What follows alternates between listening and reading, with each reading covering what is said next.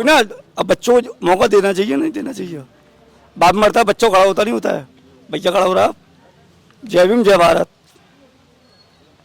बहन जी लगातार दावे करती हैं कि मेरा समाज मेरे साथ खड़ा हुआ क्यों नहीं है? बहन जी का बच्चा खड़ा हो रहा है ना, संजय कर आजाद। बाबा साहब तो बड़ी बहन जी तो है नहीं है, इनसे बड़ा कोई नहीं है, पूरी दुनिया कोई नहीं है, मरते दम तक। जय भीम जय भारत। मैं वोट दूंगा चंद्रशेखर आजाद को, नीले झंडे को। करेंगी। मैं तो कह रहा हूँ कि एक साथ मिलकर काम करना चाहिए। अच्छा। भैया को भी और बहन जी को भी। आपका नाम कुलदीप सिंह है, तो आप ही तो नहीं कर रहे इस विधानसभा की तैयारी? जी नहीं, हमारे एक बड़े भाई हैं कुलदीप सिंह जी एक और, वो हमारे चाबनी विधानसभा से विधायक जी की तैयारी करेंगे। देखिए अभी आने वाला चुनाव है और काफ़ी समय नहीं है। अखिलेश यादव बोल रहे हैं कि दलित समाज यानी जाटव समाज 80 वोटर हमारे साथ है। 80 वोटर तो जो है नीले झंडे के नीचे है। जब नीला झंडा जब कमज़ोर होता है तो थोड़ा बहुत इधर उधर भटक जाता है।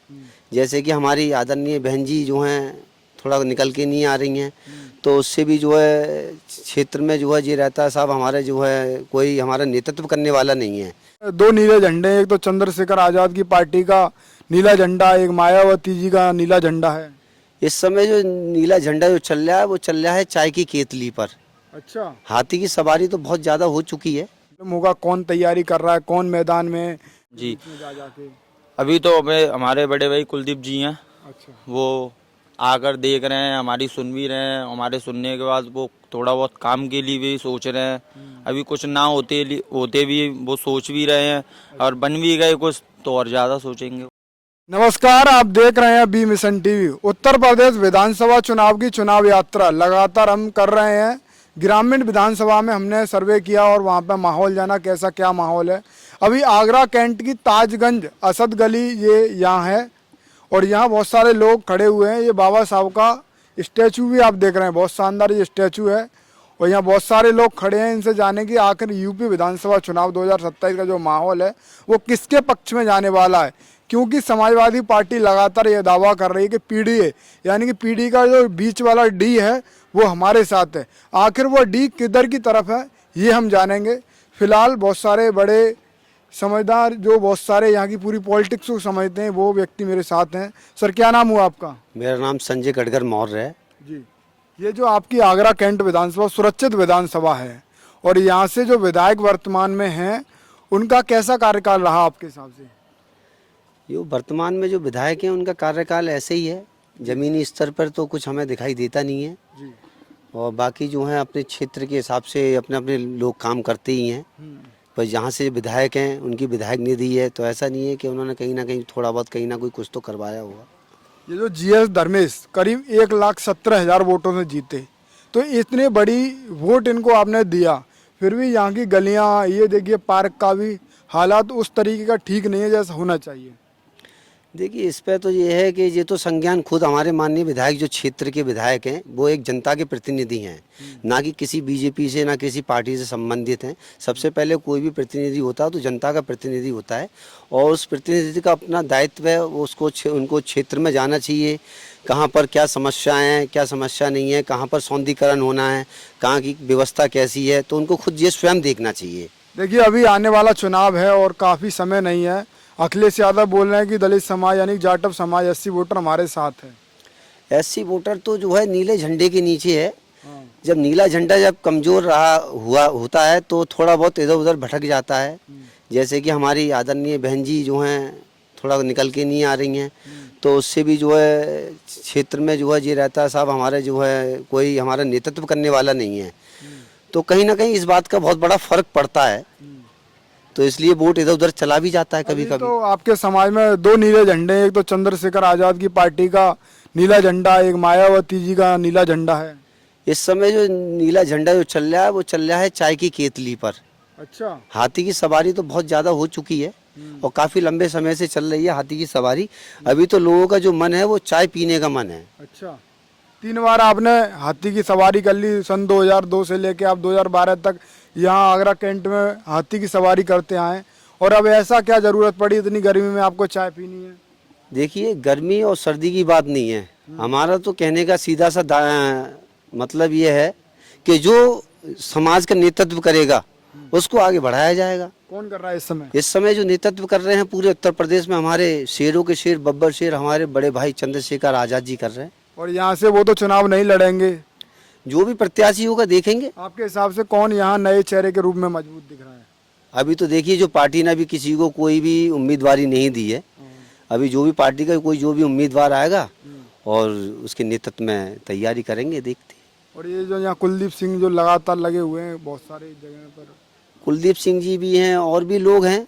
अब ये तो आने वाला समय ही बताएगा। आपको मौका देगी, मतलब कोई भी व्यक्ति आ जाए पर आप रहेंगे किस पार्टी? आजाद समाज पार्टी। क्या नाम हुआ आपका?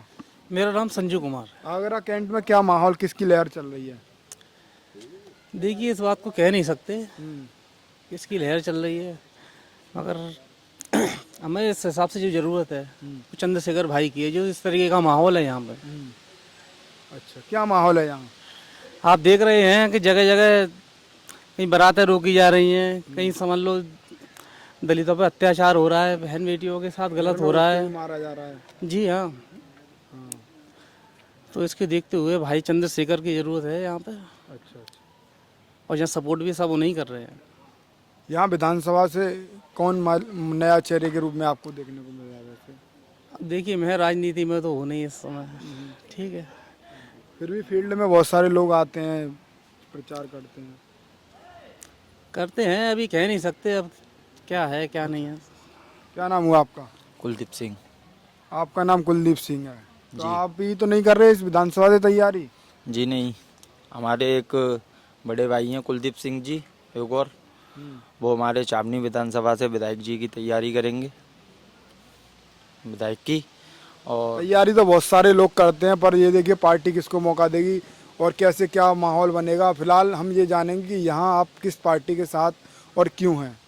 हम वैसे तो आजाद समाज पार्टी के साथ हैं, भीम आर्मी के, और जिसको भी पार्टी मौका देगी, जो भी प्रत्याशी बना के भेजा जाएगा, फिर उसको देखा जाएगा, उनके साथ खड़े होंगे। वैसे नए चेहरों में मजबूत कैंडिडेट कौन आपके हिसाब से लग रहा है यहाँ? अब ऐसे तो कोई भी हो सकता है।